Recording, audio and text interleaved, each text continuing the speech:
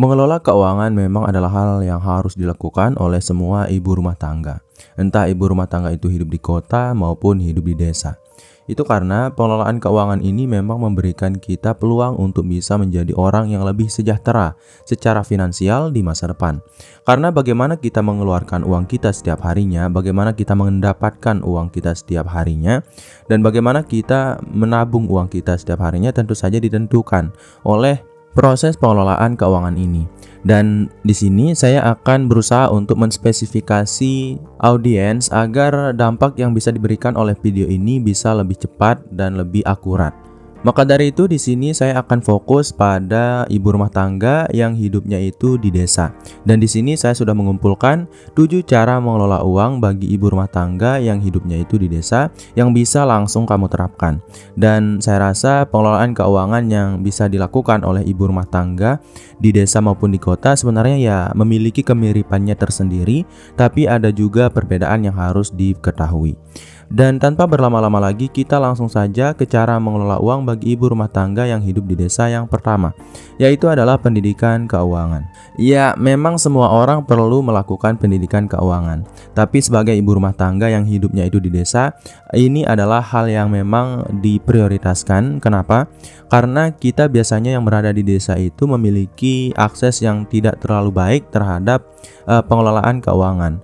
Apalagi ibu rumah tangga yang biasanya itu hidup di desa itu tidak terlalu menganggap bahwa pelajaran tentang proses pengelolaan keuangan itu sebagai sebuah pelajaran yang penting.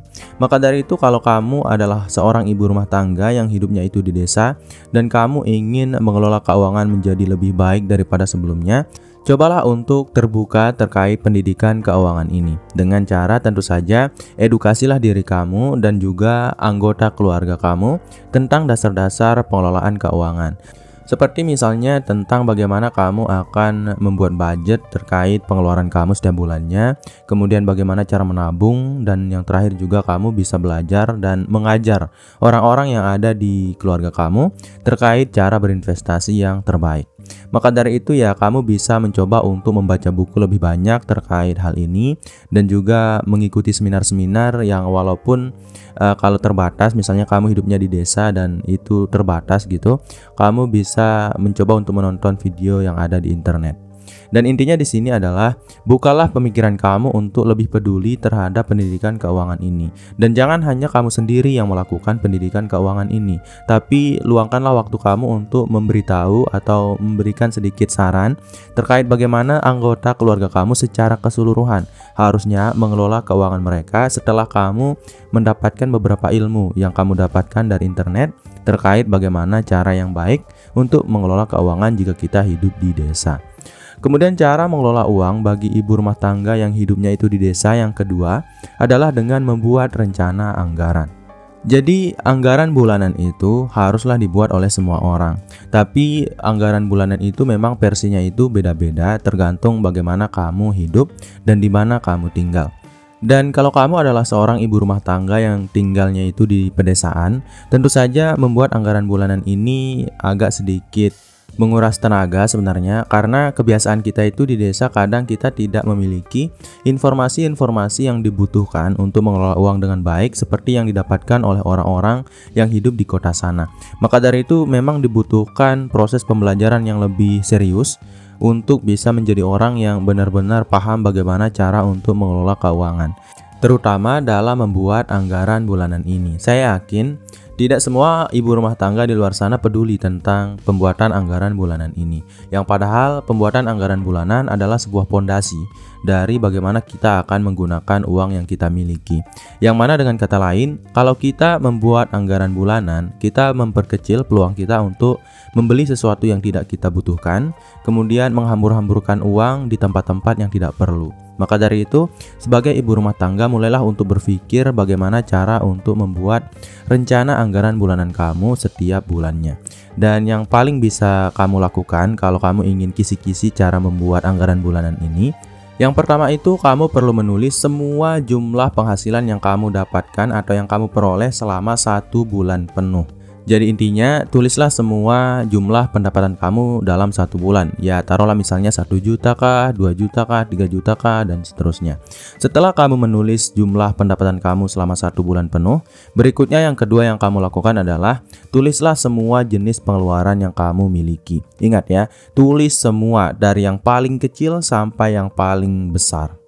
Nah, setelah kamu menulis semua jenis pengeluaran kamu secara detail dan rinci, harus detail ya, harus detail dan rinci.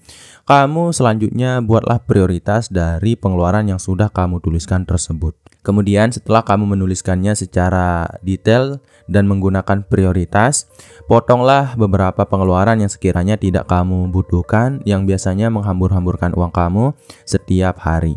Dan setelah itu, barulah kamu mengalokasikan uang yang kamu dapatkan selama 1 bulan penuh yang sudah ditulis di awal tadi ke dalam proses pengeluaran-pengeluaran yang akan kamu lakukan selama 1 bulan penuh ke depannya.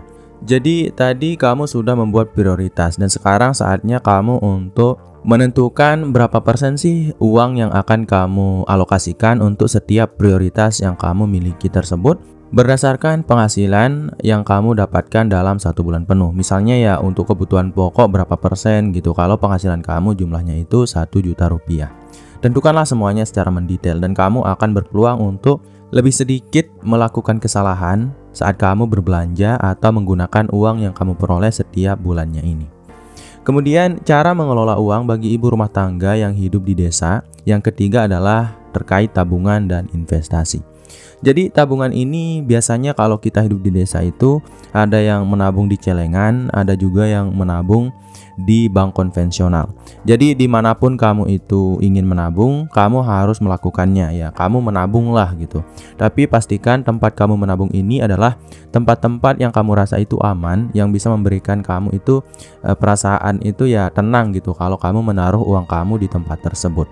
Tapi misalnya kamu adalah orang yang hidup di daerahnya itu terlalu pelosok atau pedesaannya itu pedesaan banget gitu, dan kamu ingin menabung, ya tabunglah uang kamu di tempat-tempat yang kamu ketahui ya, misalnya di celengan misalnya gitu. Dan kamu sekarang saatnya untuk berinvestasi.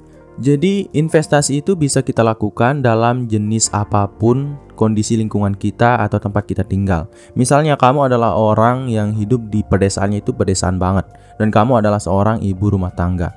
Jenis investasi yang bisa kamu miliki bisa berupa ya pembelian emas atau logam mulia seperti perak dan emas. Kemudian kamu menyimpan barang-barang berharga tersebut sehingga nanti saat kamu membutuhkan uang, kamu bisa menjualnya dengan harga yang lebih mahal. Karena harga emas itu biasanya selalu meningkat. Itu yang pertama bisa kamu lakukan untuk investasi. Kemudian yang kedua, kamu bisa membeli tanah. Kalau kamu itu hidupnya itu dikelilingi oleh banyak sawah misalnya, kamu bisa membeli tanah kalau kamu memiliki uang yang sudah kamu tabung dengan jumlah yang cukup banyak. Karena tanah juga merupakan sebuah aset yang sangat berharga, yang harganya itu tidak pernah turun. Kemudian kalau kamu hanya memiliki sedikit uang gitu, sedikit uang dan kamu hidup di pedesaan, kamu bisa beternak ayam. Walaupun cuma 2 ekor ayam, itu adalah sebuah investasi. Karena saat kamu beternak, tentu saja nanti ayam-ayam tersebut akan memiliki anaknya sendiri, telurnya sendiri yang bisa kamu jual kemanapun itu. Dan kamu juga bisa mengembangkan ayam yang kamu miliki ini menjadi lebih banyak dan lebih besar jumlahnya daripada sebelumnya. Itu juga bisa menjadi sebuah alternatif investasi kalau kamu tidak memiliki uang yang cukup banyak. Intinya investasikanlah uang kamu berdasarkan kondisi kamu saat ini. Karena memang berinvestasi itu tetap adalah hal yang harus dilakukan oleh setiap orang, ya walaupun orang tersebut tidak memiliki banyak uang gitu. Karena berinvestasi adalah sebuah cara untuk bisa mendapatkan uang walaupun kamu sedang tertidur sekalipun. Karena di situ ada selalu perkembangan yang muncul dalam kondisi finansial kita yang kita investasikan. Kemudian cara mengelola uang bagi ibu rumah tangga yang hidup di desa. Yang keempat adalah dengan menerapkan usaha kreatif. Jadi ibu-ibu yang hidup di desa itu biasanya memiliki banyak sekali sumber daya alam yang kalau dibandingkan dengan orang-orang yang hidup di kota itu ya sumber daya alamnya itu sedikit. Karena kita yang hidup di desa itu kita biasanya saling berbagi gitu, dekat dengan sawah dan juga banyak sekali hal-hal yang bisa kita olah untuk menjadi sebuah karya yang bisa kita jual atau memiliki nilai jual ke depannya. Jadi kalau kamu adalah seorang ibu rumah tangga yang hidup di desa, cobalah untuk mempelajari atau mengikuti pelatihan-pelatihan tentang bagaimana cara untuk membuat kerajinan tangan kah, kemudian usaha-usaha makanan kah, atau mungkin dalam menjual produk-produk yang kamu buat sendiri dengan bentuk apapun itu, yang bisa menjadi sumber pendapatan tambahan. Karena kalau kita hanya berfokus pada active income atau sumber pendapatan aktif, kita tidak akan bisa menjadi orang yang lebih kaya ke depannya.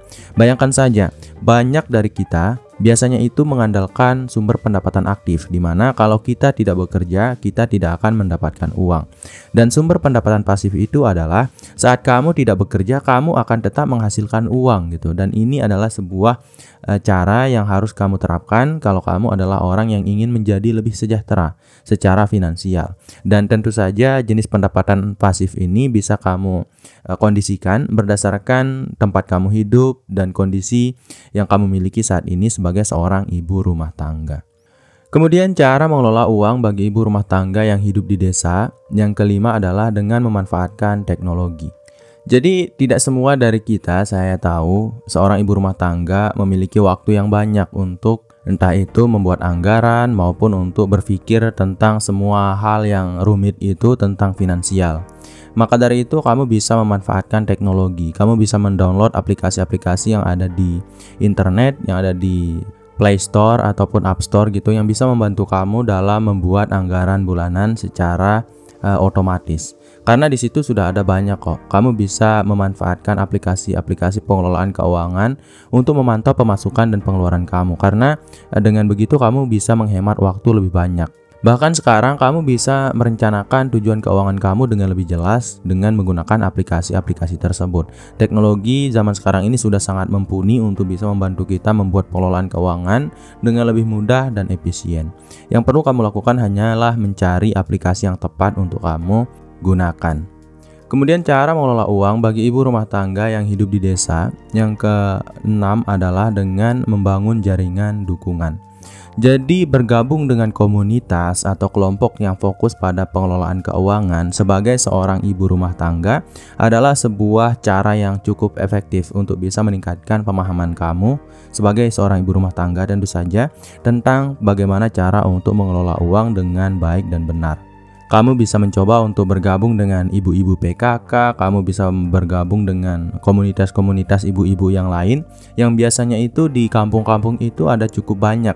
Bahkan di situ kamu bisa mencoba untuk ikut arisan, di mana arisan itu difokuskan untuk membahas tentang proses pengelolaan keuangan dan sebagainya. Intinya temukanlah komunitas yang benar-benar relevan yang bisa memberikan kamu pelajaran lebih banyak terkait bagaimana cara untuk mengelola keuangan dengan lebih bijak daripada sebelumnya. Kemudian cara mengelola uang bagi ibu rumah tangga yang hidup di desa yang terakhir atau yang ketujuh adalah dengan kesadaran konsumsi. Jadi konsumsi adalah sebuah aspek pengeluaran yang paling besar yang dilakukan oleh seorang ibu rumah tangga. Entah ibu rumah tangga itu hidup di desa maupun di kota. Dan bagi kamu yang hidup di desa, kamu memang haruslah mulai untuk sadar tentang bagaimana cara untuk berbelanja dengan lebih baik dan lebih bijak untuk bisa menjadi orang yang lebih sedikit mengeluarkan uang daripada sebelumnya. Karena biasanya itu seorang ibu rumah tangga itu memiliki kebiasaan berbelanja yang tidak karuan. Tidak semua dari kita memang, tapi kebanyakan saya lihat ibu rumah tangga itu biasanya berbelanja secara impulsif. Apalagi zaman sekarang itu toko online itu sudah ada di genggaman kita, di smartphone kita semua. Maka dari itu peluang kita untuk membeli sesuatu yang tidak kita butuhkan itu sangat besar sekali. Maka dari itu mulai dari sekarang bukalah kesadaran kamu tentang konsumsi. Saat kamu mau membeli barang, apakah kamu benar-benar membutuhkan barang tersebut atau tidak? Pikirkanlah semua hal itu. Karena saya rasa proses pengeluaran yang paling besar yang dilakukan oleh seorang ibu rumah tangga yang ada di desa maupun yang ada di kota sama aja, yaitu dalam membeli sesuatu yang tidak dibutuhkan tapi tetap dibeli dalam jumlah yang cukup banyak. Dan kalau kamu ingin melihat apakah kamu sudah berbelanja secara impulsif atau terlalu banyak membeli sesuatu yang tidak benar-benar kamu butuhkan, lihatlah ke sekeliling kamu. Kalau ada barang-barang yang sudah tidak kamu gunakan dalam jangka waktu yang lama. Bisa jadi barang tersebut adalah barang yang kamu beli dari proses berbelanja secara impulsif. Jadi mungkin itu dulu untuk video kali ini. Saya harap video ini bisa menjadi sebuah sarana untuk bisa mengembangkan diri kamu menjadi orang yang lebih produktif dan paham bagaimana cara untuk mengelola keuangan dengan baik dan benar. Sekian dari program diri. Wassalam.